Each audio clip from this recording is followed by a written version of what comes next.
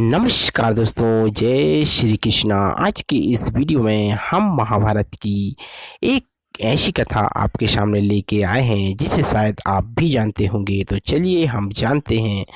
हम बात कर रहे हैं जयद्रथ वध की। कहते हैं दोस्तों, जयद्रथ सिंधु देश के राजा वैद्यछत्र का पुत्र था। उसके जन्म पर भविष्यवाणी हुई थी कि यह बालक बड़ा वीर और यशस्वी होगा। उसकी मृत्यु एक श्रेष्ठ क्षत्रियों के हाथ होगी। राजा वैद्यछत्र बड़ा तपस्वी था। उसने तत्काल श्राप दिया कि जो भी मेरे पुत्र का सिर काटेगा और उसे जमीन पर गिराएगा, उसके सिर के तत्काल 100 टुकड़े हो जाएंगे।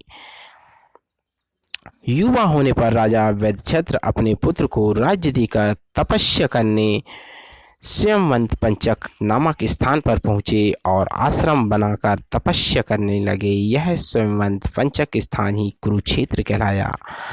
अर्जुन ने जयद्रथ को सूर्य छिपने से पहले मारने का प्रण किया। यह युद्ध का 14वां दिन था। अर्जुन जयद्रथ की तलाश में निकल पड़ा। उस दिन द्रोणाचार्य ने विकट व्यूह रचना की थी। इस व्यूह के मध्य में जयद्रथ कौरवों, वीरों और भूरिश्रवा, कर्ण, अश्वत्थामा, शल्य, वृषसेन आदि कितने ही महारथियों की सुरक्षा में रखा गया था। अर्जुन अपने गांडीव से भयानक बाण वर्षा करके कौरवों के असंख्य वीरों को यमलोक पहुंचाता हुआ उस स्थान पर जा पहुंचा जहां जयद्रथ अपनी सेना से घिरा खड़ा हुआ था। भीम अर्जुन के रथ के पीछे था।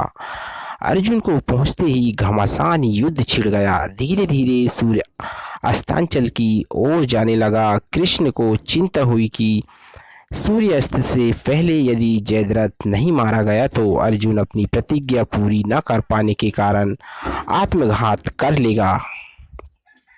श्री कृष्ण ने तत्काल माया रचकर सूर्य को छुपा दिया। सभी ने समझा कि सूर्यास्त हो गया।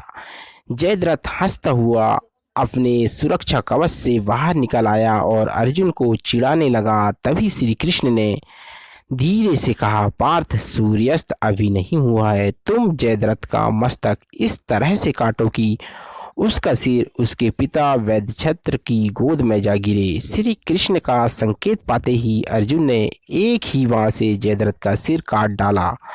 सिर हवा में उड़ता हुआ तपस्या स्थल वैद्यछत्र की गोद में जा गिरा। वैद्यछत्र घबराकर जैसे ही उठा, जयद्रथ का सिर धरती में जा गिरा। धरती पर गिरते ही वैद्यछत्र के सिर के 100 टुकड़े हो गए। दोनों पिता पुत्र तत्काल यमलोक को सिधार गए।